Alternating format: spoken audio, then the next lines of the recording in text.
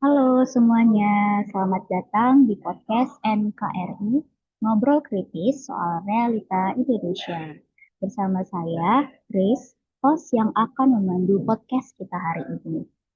Sebelum kita memulai obrolan hari ini, ada baiknya kita perkenalan diri dulu nih, karena tak kenal maka tak sayang.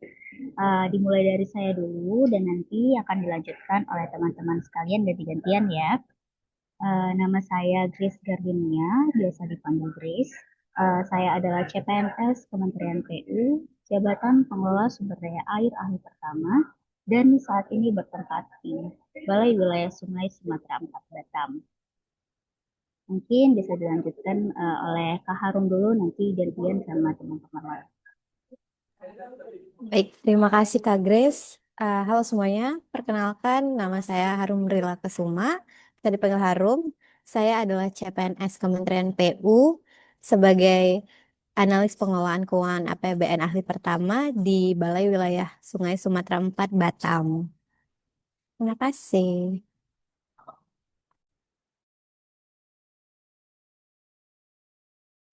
Mungkin bisa Eh, dilanjutkan oleh ya Kak Hafiz. Baiklah, perkenalkan, nama saya Hafiz Abdillah. Saya merupakan CPNS Kementerian PU.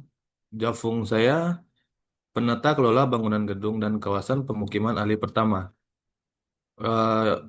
Unit kerja saya itu Balai Penataan Bangunan, Prasarana dan Kawasan Sumatera Utara. Terima kasih. Terima kasih Kak Hafiz. Lanjutkan mungkin selanjutnya Kak Mida. Oke, halo semuanya. Perkenalkan nama saya Hamidatur Rahma, biasa dipanggil Mida. Saya adalah CPNS Kementerian PU. Saya berasal dari unit kerja Balai Pelaksanaan Jalan Nasional Sumatera Barat dengan jabatan fungsional sebagai Pranata Keuangan APBN terampil. Terima kasih. Terima kasih Kak. Kita lanjut yang terakhir, Kak Ilmi. Dipersilakan. Halo semua, perkenalkan saya Hafiz Ilmi Permana, biasa dipanggil Ilmi. Saya CPNS PU untuk analis pengelolaan keuangan APBN ahli pertama di BPJN Riau. Terima kasih untuk perkenalan dirinya. Nah, hari ini kita berlima akan ngobrol santai tapi tetap bermakna terkait tantangan kebangsaan masa kini. Nah, ada banyak hal yang sedang bangsa kita hadapi. Dan kita sebagai calon ASN muda tentu punya peran dan tanggung jawab. Yuk kita mulai obrolannya dari pertanyaan paling dasar. Jadi di sini saya ingin bertanya nih, menurut teman-teman, apa sih sebenarnya tantangan kebangsaan masa kini di Indonesia? Mungkin bisa dimulai dari Kak Harum. Boleh minta pendapatnya, Kak? Boleh, boleh, boleh. Terima kasih Kak Grace. Jadi menurut saya tantangan kebangsaan itu salah satunya datang dari perpecahan sosial. Yang dimana kita tahu ya Indonesia itu merupakan negara yang sangat beragam. Tapi sayangnya sekarang ini perbedaan itu malah sering dijadikan alasan untuk menyerang satu sama lain gitu.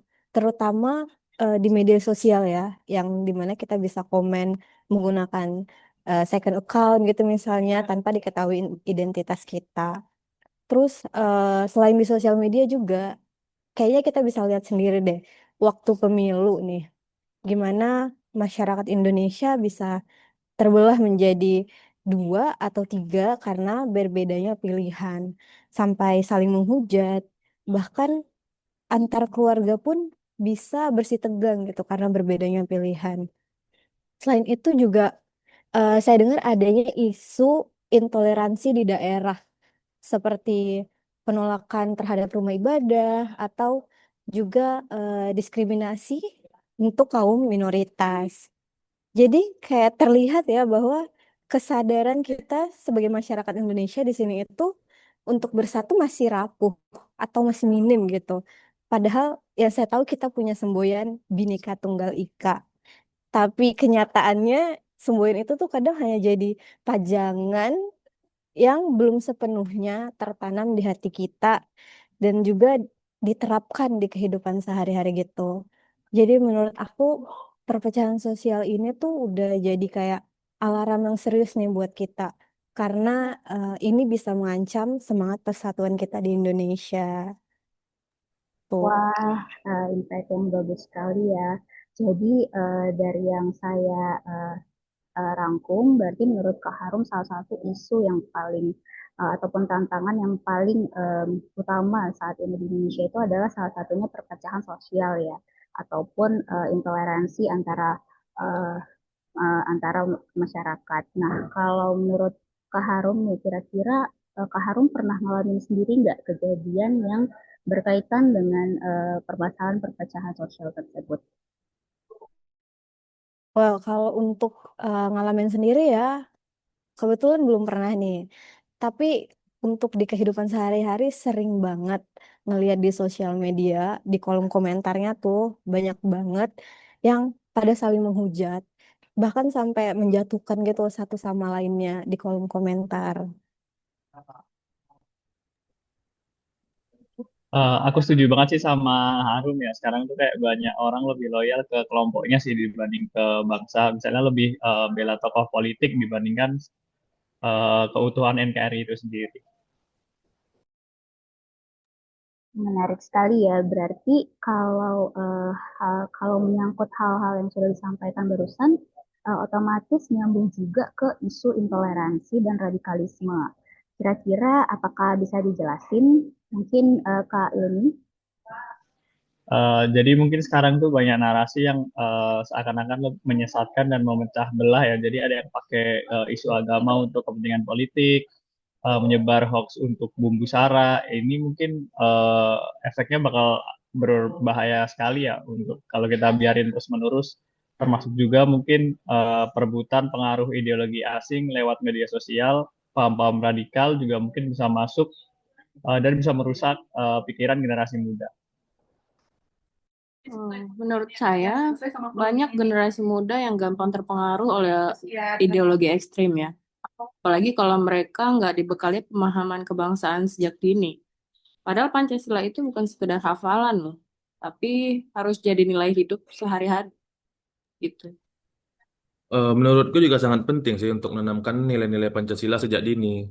Bukan cuma untuk hafalan ya, tapi juga praktiknya. Seperti bagaimana untuk bersikap adil, toleran, dan saling menghargai.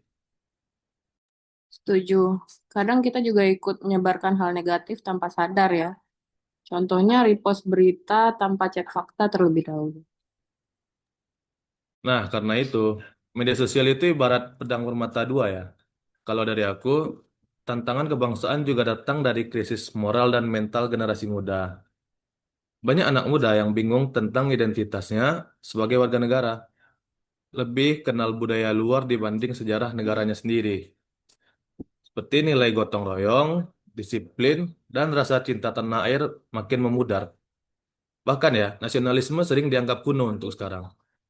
Padahal tantangan bangsa ke depan butuh generasi yang tangguh dan sadar akan jati dirinya sebagai anak bangsa Indonesia. Wah, setuju, setuju. Saya juga setuju dari pendapat teman-teman yang sudah disampaikan barusan. Jadi dari semua yang sudah disampaikan, aku merasa kita itu sebagai calon ASN punya peran sangat penting, di mana kita ini bukan hanya kerja di kantoran, tapi menjadi simbol negara yang hadir untuk rakyat. Selanjutnya tadi kira-kira Kak Mida nih, tadi ada sempat menyinggung soal anak muda yang gampang terpengaruh. Kira-kira boleh dijelasin Kak? Maksudnya gimana gitu Kak? Oke. Sekarang tuh banyak anak muda yang lebih mengenal budaya luar ya dibanding budaya sendiri. Contohnya hafal nama artis Korea, tapi nggak tahu siapa pahlawan nasional kita kan. Setuju sih, itu mungkin karena kita menanamkan rasa bangga jadi bangsa Indonesia sih. Jadi nasionalisme itu bukan sekedar kibarkan bendera 17-an aja, tapi lebih kepada rasa cinta dan tanggung jawab sehari-hari. Ya benar, kalau kita lihat juga yang trending-trending di TikTok tuh ada video-video kalau misalnya banyak anak-anak sekolah yang kalau ditanya tentang sejarah Indonesia, misalnya pahlawan nasional zaman dulu, mereka tidak bisa jawab. Tapi untuk isu-isu atau tren-tren yang tidak berkaitan dengan pendidikan, mereka justru semangat untuk membahasnya. Berarti ini tuh menjadi PR besar buat kita semua ya, termasuk kita yang di sini posisinya sebagai calon ASN. Nah, saya ingin bertanya lagi, kita sebagai calon ASN, menurut teman-teman nih, gimana cara kita berkontribusi terhadap tantangan kebangsaan ini? Mungkin bisa dimulai dari Kak Harum. Terima kasih Kak Grace. Kalau menurut aku ya, karena sebagai ASN kita itu tuh bukan hanya sebagai pelayan publik gitu, tapi kita tuh salah satu representasi dari negara Indonesia. Jadi kita harus bisa kasih contoh yang baik nih dengan kerja yang jujur, disiplin, dan juga melayani masyarakat dengan empati. Jadi menurutku itu tuh beberapa bentuk bela negara kita sebagai ASN. Aku setuju sih, kita mungkin bisa mulai dari hal-hal kecil seperti datang tepat waktu, nggak main gadget ketika jam kerja, dan mungkin ketika kita mau buat laporan, kita jujur menginput apa adanya gitu sesuai data. Kelihatannya remeh, tapi kalau memang semua dilakuin pasti dampaknya besar sih. Bahkan nyapa orang dengan ramah itu bentuk cinta tanah air juga loh. Karena kita bangun budaya pelayanan yang positif kan. Dan menurutku kita juga bisa aktif mengedukasi sih, seperti ikut jadi agen perubahan di lingkungan masing-masing. Wah, luar biasa ya. Ternyata dari hasil diskusi kita ini kita bisa tahu kalau bela negara itu bukan hanya dapat dilakukan dengan hal-hal yang bersifat fisik ataupun hal-hal yang ribet. Bahkan dari hal-hal kecil seperti kita datang tepat waktu, lalu mengerjakan tugas sesuai target, tidak main HP pas kerja, itu tuh sudah menjadi bagian dari kita melaksanakan bela negara. Lalu sebelum kita masuk ke sesi akhir dari podcast kita ini, saya ingin memberi satu pertanyaan kepada teman-teman narasumber. Kira-kira uh, apa sih satu hal konkret yang nyata yang bisa teman-teman lakukan sebagai calon ASN untuk menjaga kebangsaan Indonesia? Mungkin saya akan mulai membukanya. Kalau dari saya akan menjaga netralitas dan profesionalitas dalam bekerja supaya masyarakat itu tetap percaya pada negara. Selanjutnya mungkin boleh dilanjutkan dari siapa yang pertama? Ah, saya boleh. Kalau dari saya akan menyebarkan pesan toleransi dan damai juga di media sosial. Eh, Kalau saya mungkin akan mengingatkan rekan kerja untuk tetap berpegang teguh kepada etika ASN itu sendiri.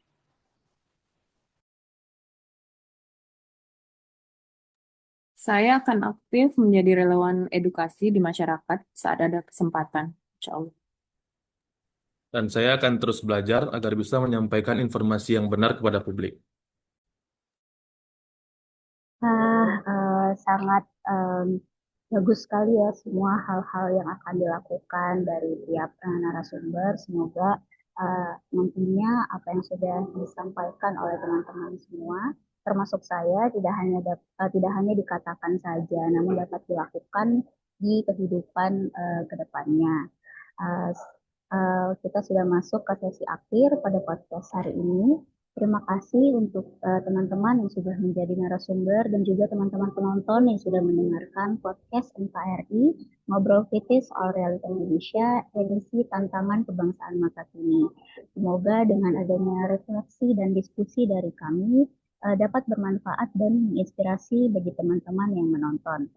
Ingat, mencintai bangsa tidak harus dengan hal besar. Mulailah dari diri sendiri, dari yang kecil dan dari yang sekarang. Saya Grace, host podcast pamit undur diri. Sampai jumpa kembali dan salam kebangsaan. Yeay.